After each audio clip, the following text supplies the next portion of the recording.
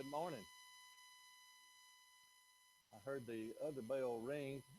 Didn't hear this one ring, but it's about time for us to begin. What we do, not going to tell you, won't remember everybody that's on the sick list, but we'll go through a few of them. Brother Charles is not here today. He's still having a hard time breathing, even on oxygen. Uh, Brother Terry is feeling a little better. Holly is getting real scared. Her surgery is coming up this Thursday, and from my understanding, it's going to take two doctors and probably a 6-hour surgery. So let's keep her in our prayers. Dot going through her radiation. We need to keep that family in our prayers. Is there anyone else that we missed? I'm sorry. Oh, Amy Turner. Yes.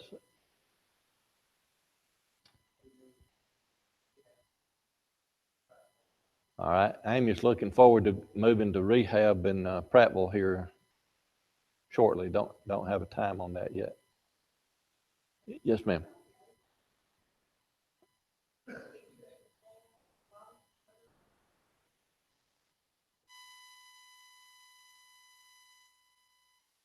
Yeah, Patricia's dad had heart surgery, and Bobby's brother passed away. So we need to. Uh, okay. Oh, we got some visitors again.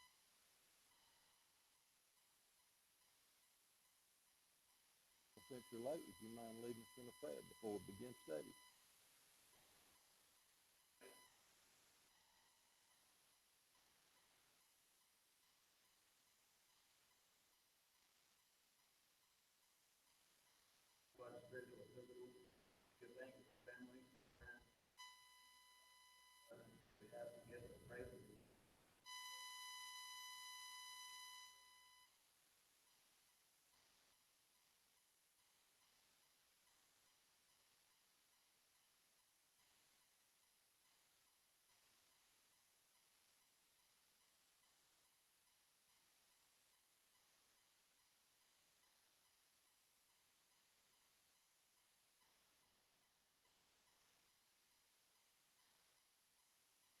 Amen. Two other quick announcements. VBS is coming up. Brother Terry is probably going to more of that later today in some of his announcements. And also on the bulletin board out there, there's an announcement. Eastern Meadows is having a debate, and it's going to be on the 15th and 16th of July at 7 o'clock in the evening. And the debate is about the AD 70 theory. Uh, Several years ago here, and I can't remember how long it was, 10, 12, 13 years ago, somewhere in that neighborhood, that we had a fella come here that believed in that doctrine, and before he had a chance to start spreading it throughout the congregation, we had a special class that called in everybody in the teenage class on up, and it took us 4 or 5 weeks of teaching up here, and on the last day he got up and said, "Well, I am one," and he left. So if you have not heard anything about the AD 70 theory or want to know more about it and why it's not accurate, I think the Brother Terry said the one that was doing the debate against the fella is a real good fellow and real knowledgeable and goes to Eastern Meadows. So it should be very interesting. Luke chapter 16. Luke chapter 16.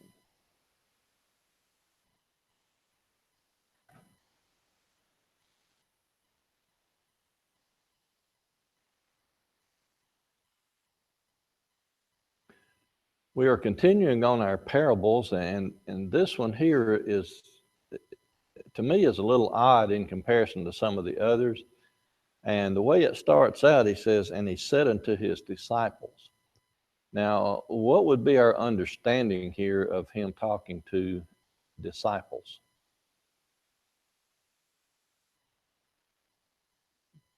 What does the word disciple mean?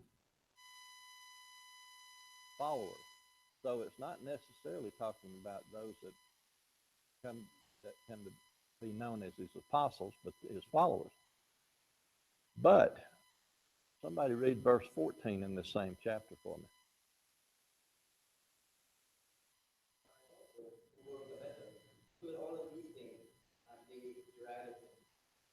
Whoa. Pharisees are there hearing what's going on. Now, where had we been in the previous chapter? Who was he speaking to in the previous chapter? He was speaking to the Pharisees. So apparently at this same assembly, he changes his attention from speaking directly to the Pharisees to speaking directly to his disciples that were his followers, but he didn't go into separate rooms. His followers would have heard the conversation with the Pharisees, and the Pharisees hear his conversation with the disciples. So then he goes into the parable. There was a certain rich man who had a steward. Now, before we go on into that, Brother Joel, do you mind reading over in the book of Isaiah for me, please? If you'll start in Isaiah chapter 40 and read verse 21, and I think it's about 23 should give us the message that I'm looking for.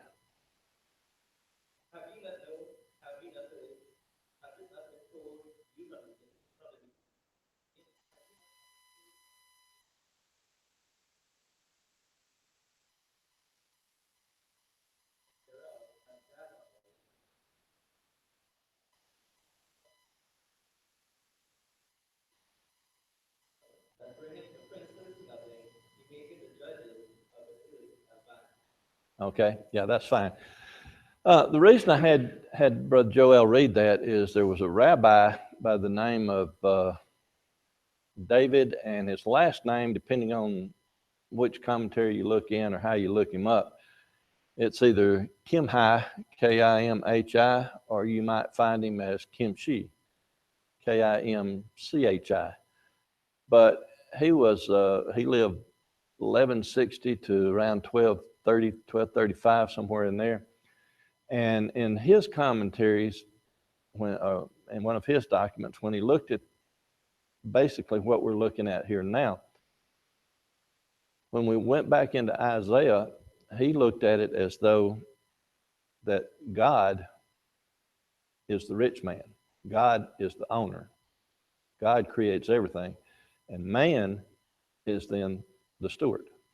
So if you can look at it that way, and since a parable tries to teach us what? A heavenly message based on an earthly story, it sort of makes sense. I find it interesting reading if you want to go back and look up some of that stuff. But anyway, he said there was a rich man had a steward, and the same was accused unto him that he had wasted his goods. Now, the difference here is that when we go back into the earthly story, he was accused. So somebody had informed the owner what was going on. The spiritual message would be, God doesn't need an informer, does he? God knows everything that's already going on. So here's where you have to look at the way and make them make sense on a spiritual level. But anyway, he was accused that he had wasted his goods. Now, wasted his goods would be wasting the master's goods, the rich man's goods. Because the steward, what was the position of a steward? Oversee, manage. You can go back into the Old Testament and you can look at a whole host of characters. If you look at Joseph, what was Joseph's position after he was out of prison and everything? He was in charge of everything. It was his responsibility. So that's what a steward was to do. And there's other examples that we could go to. So the rich man then called him and said to him, how is it that I hear this of thee? give an account of thy stewardship, for thou mayest be no longer steward. Now, there are some at this point who want to say that this is an example of the end of the world when it all ends and you're facing judgment, bringing it to Judgment Day. But as we look through here, this steward is going to have opportunity to do other things. So it's not really his end time at that point. It's just a sort of a prelude to what's going to happen. We all know that one day when we take our last breath, that all opportunity to do anything is done. But here the steward's going to have some opportunity, and basically so we can be taught a lesson. What does it mean to give an account? If a steward is told to give an account, what is he being told to do? Pardon? Well, in this particular situation, I was an accountant in the Air Force. If somebody come in and told me to give an account, that means bring in your books, lay them down, show me what you got. When I was on the IG team, I would travel around from base to base, and when I went in, they were to open their books and let me look and see, validate everything that was going on. So the steward, or the rich man here, is telling him, it's time for a reckoning. Show me what's going on here. Now, I'm going to read verses 3 through 7 because to me that is a section. Verse 1 is just telling us about the steward who had squandered some stuff, sort of the love of money type thing. And verse 3 through 7 gives us a little bit different picture. Then the steward said within himself, what shall I do? For my Lord taketh away from me the stewardship. I cannot dig. To beg I am ashamed. I am resolved what to do, that when I am put out of the stewardship, that they may receive me into their houses.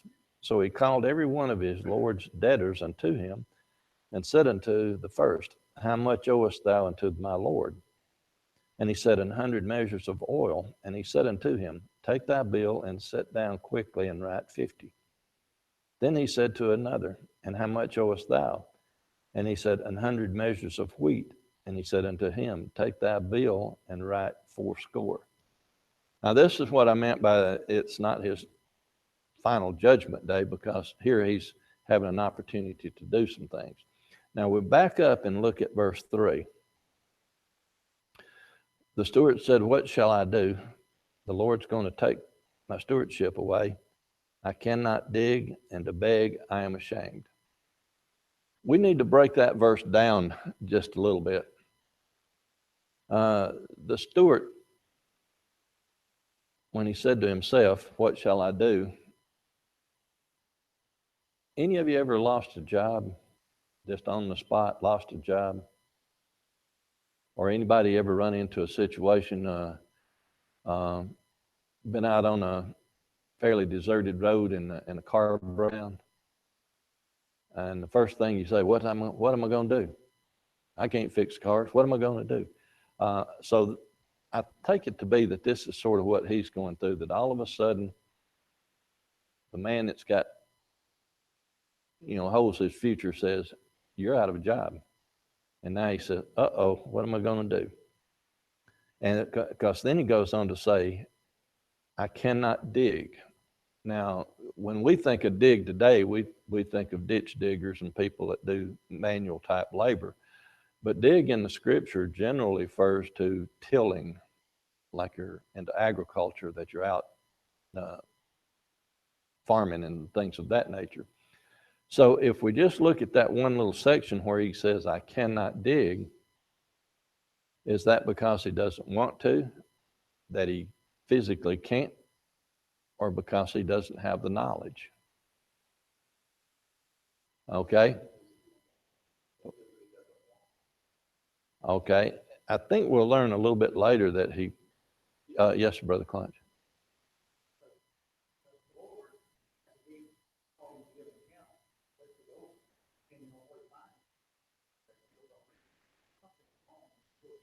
Absolutely. Right. As Brother Clance pointed out, he's already admitted his guilt because he's going to he's thinking about something else to do.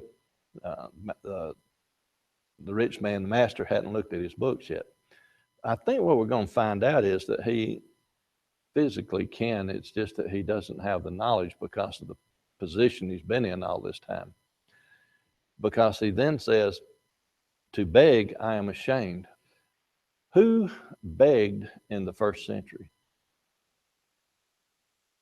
In general, we know just like today, there's people out there with their hand out that's perfectly able to work. But in general, who were the people begging in the first century? The infirm, the lame, those that couldn't. If he's going to be ashamed to do that, that means that, well, he's physically capable. He just oh,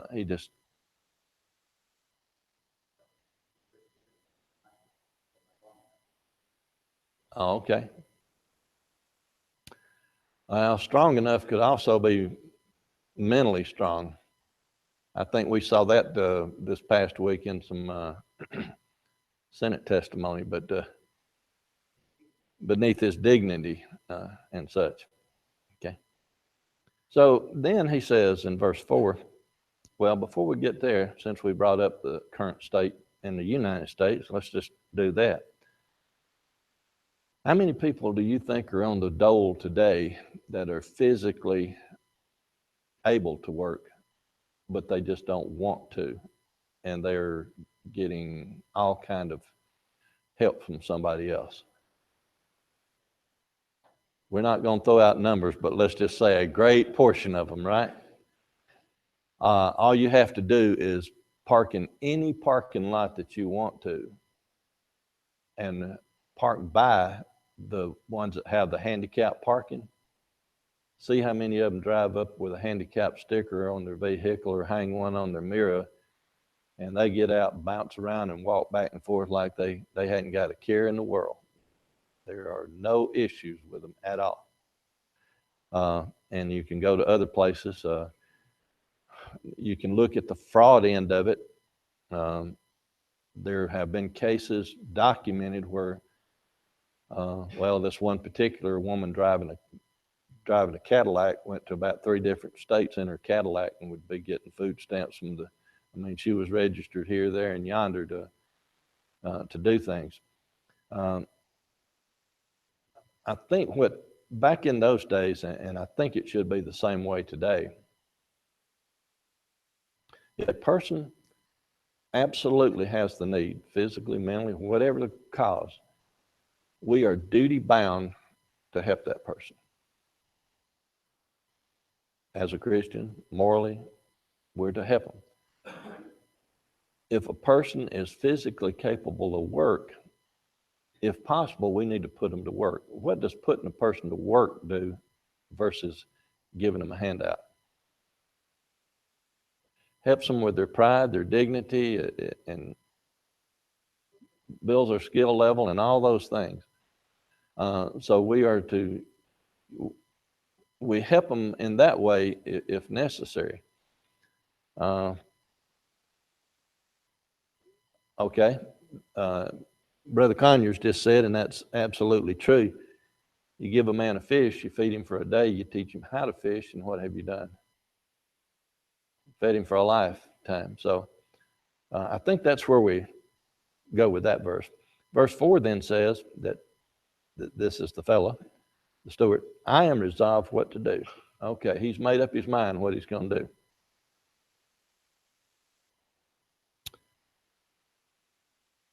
When I am put out of the stewardship, they may receive me into their houses. Now, who's he talking about, the they?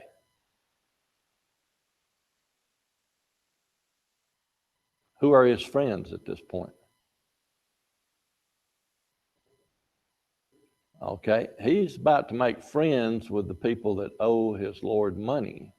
Now, he's already defrauded his master, and now he's about to do it again. But because he's selfish, he's looking out for himself.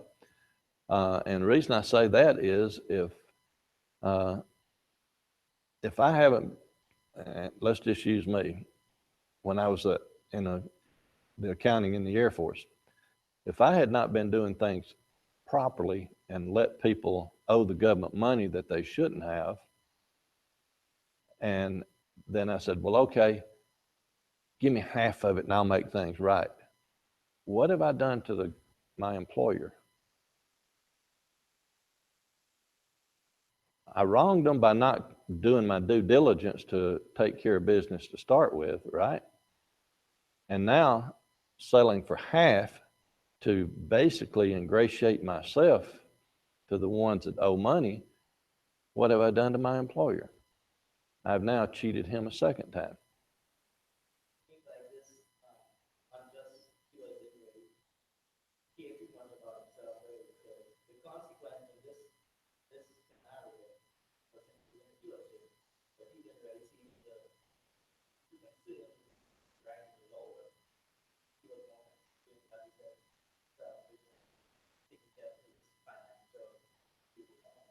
Right.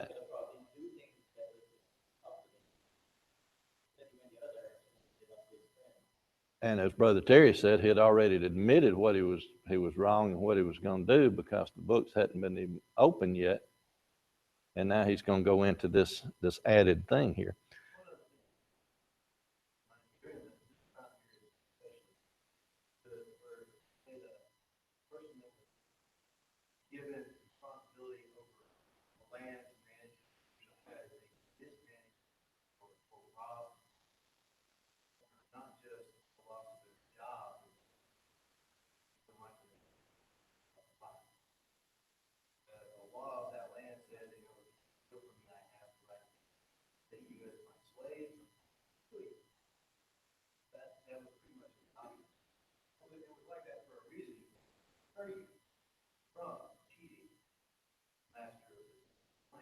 And there were several things in between those two extremes. You could lop off a hand.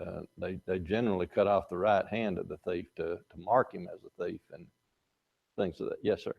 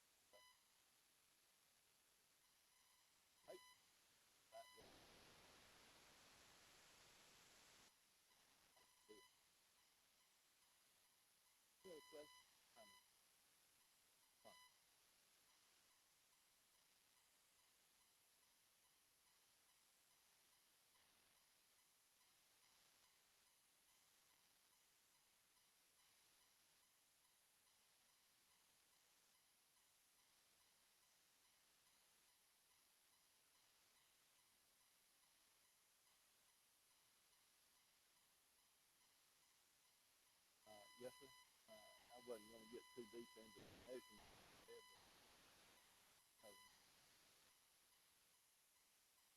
Well, say it's larger quite a bit.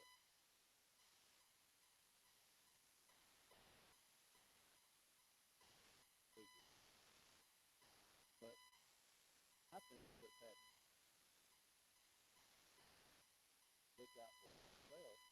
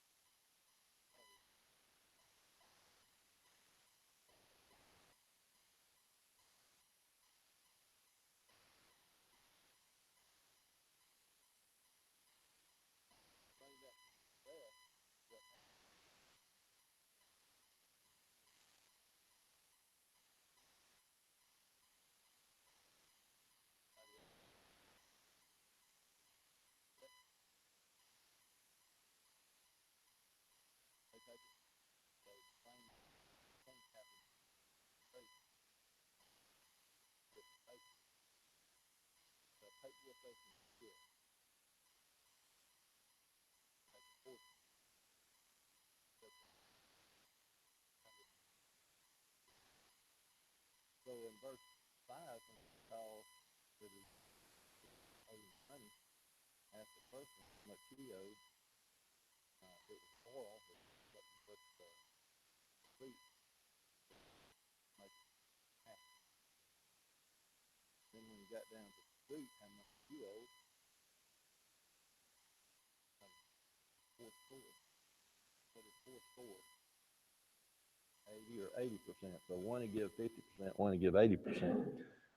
But if he only took 80% off of one that owed a whole bunch more money, he's still saving the guy tons of money. And like I said, I think it was all done just to, the fancy word is ingratiate or wiggle his way into somebody's graces so they'll feel like they have to take care of him when he loses that position. Verse 8 then changes a little bit and says, the Lord commended the unjust steward because he had done wisely. For the children of this world are in their generation wiser than the children of light. Now that sounds like a very confusing verse. Are we going to try to shed some light on it?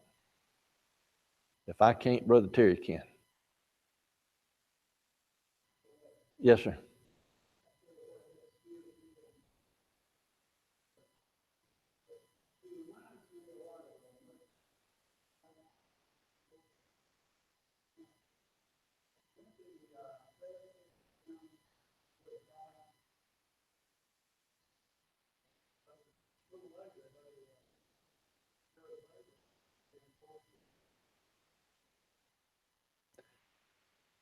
We're going to find that out exactly when we get to verse 14, because the Pharisees were there, they heard it, and they derided him. So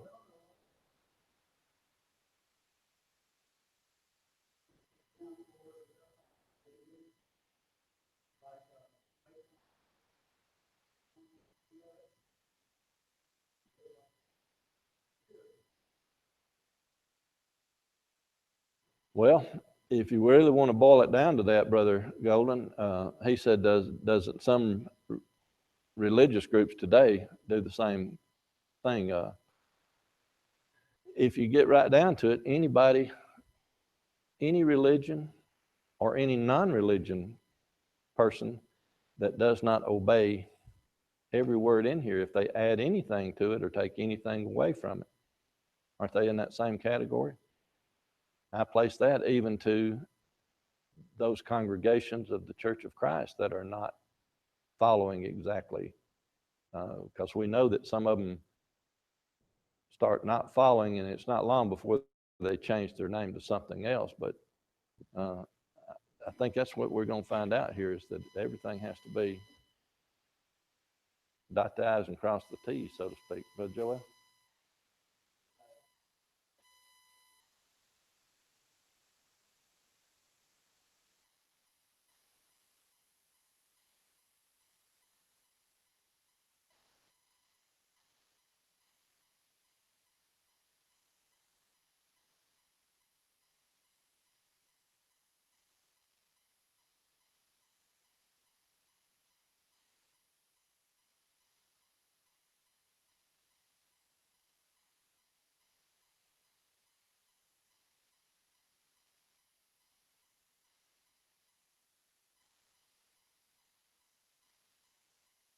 You are on the right page there, Joel. It didn't hear him back there. He said it was being intended for him being able to look out for himself. He was wise that way.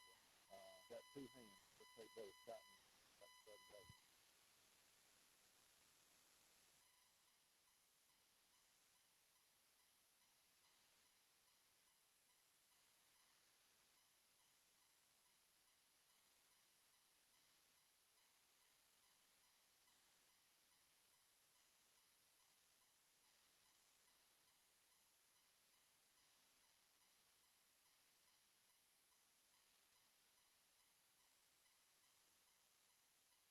Okay? So,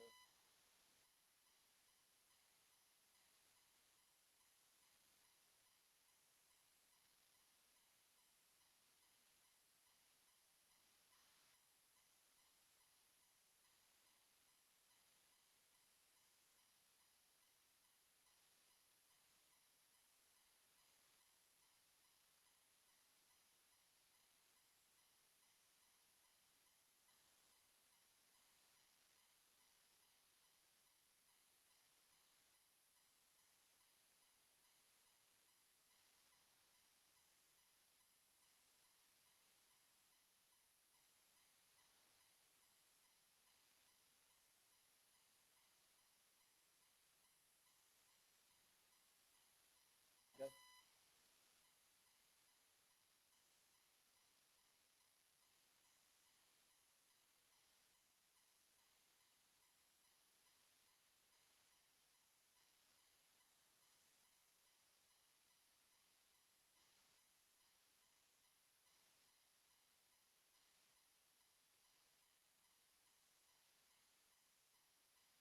Okay? I see where you're going, and I'm going to sort of take that road, but then probably be more the other way because if you look at it in its total context there, because it says the children of the world, through generations, wiser children of light. Let me do it this way. When it comes to worldly matters, I'll make a statement and then we'll talk about it. When we come to the issue of worldly matters, a vast majority of Christians, by that I mean Christians are clueless. Certain issues of worldly matters. Because the world, people that do things in the world like the Stewart are devious. They are sneaky. Are Christians? Are they devious? Those two. Pardon? It happens. What does the Bible tell us though about when somebody admits business? What does the Bible teach us about business?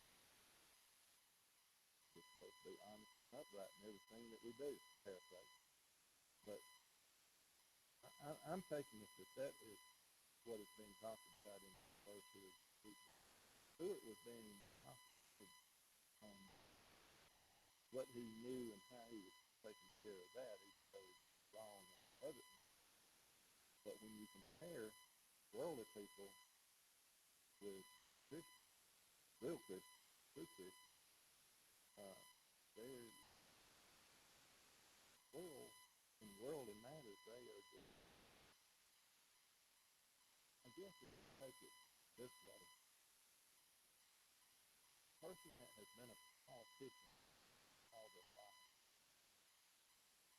somebody that is captain with a politicians can advance numbers around knowledge. Practice makes perfect. So if you look at it in the same way, Christians, they have been practicing, trying to do the right thing all their life. They get into the world, they're flounder. They fail. That makes it so good. So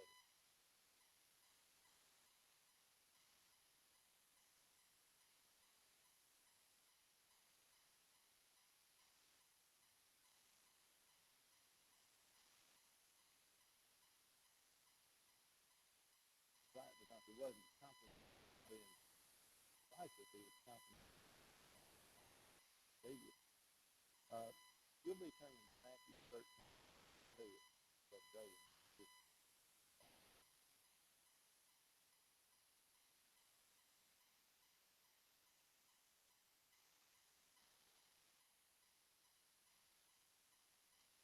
Christians in general were as concerned about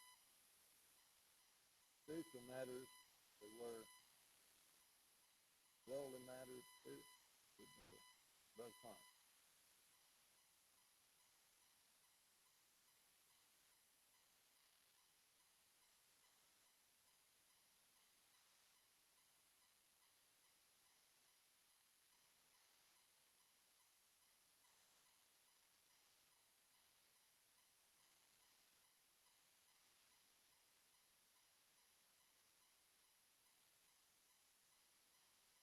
Right. When we get to verse 9, we're going to find out that things are going to come around full circle. Read Matthew for me. 13 and 22, yes.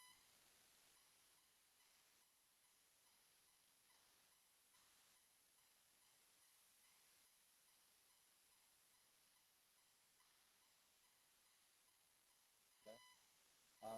Now, when we get to verse 9, it says, I say, make yourselves examine righteous, that when you fail, they may receive you everlasting habitation. What is the everlasting habitation? Heaven?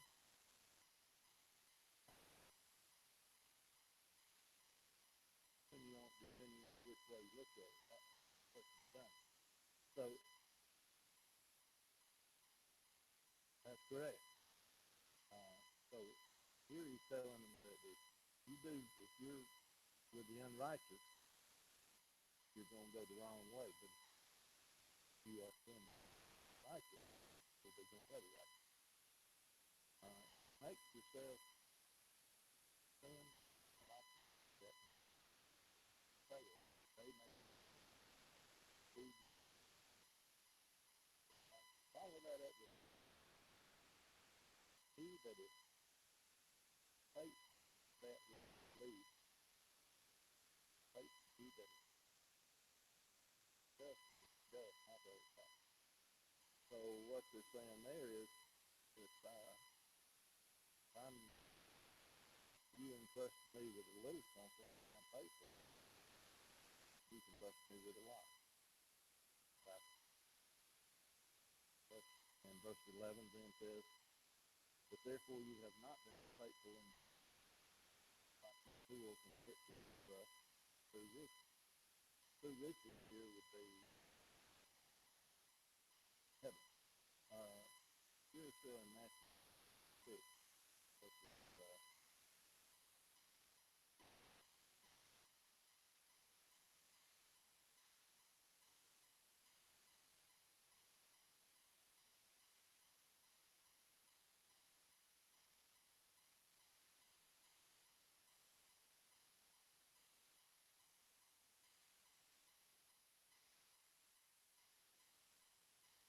so he's telling us that early to go.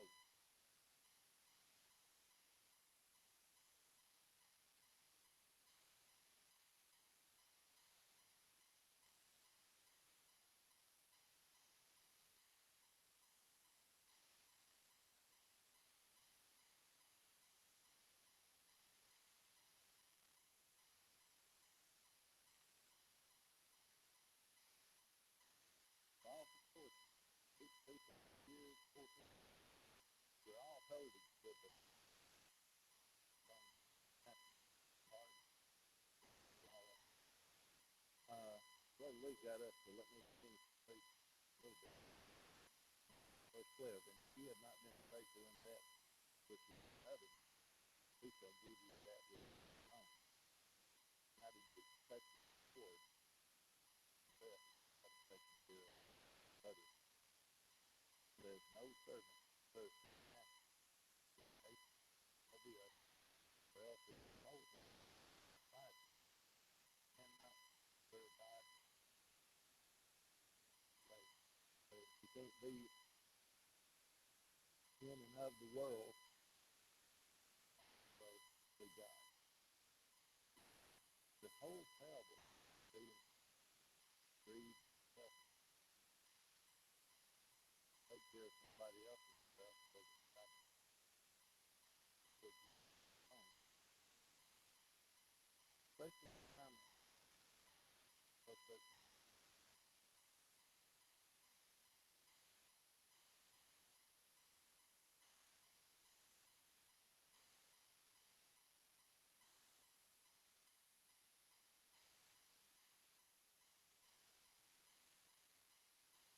And also it just simply said it chapter. He was free for one. What did the requirement take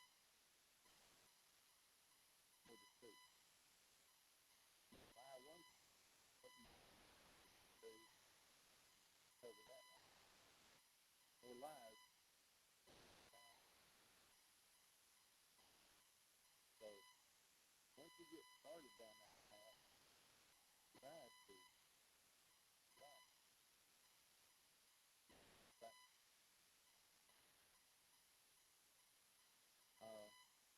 Verse 14 then says, and the Pharisees also who have heard all these, they derided. They were there that heard the said they want more than what they needed. A lot of times they don't serve somebody else.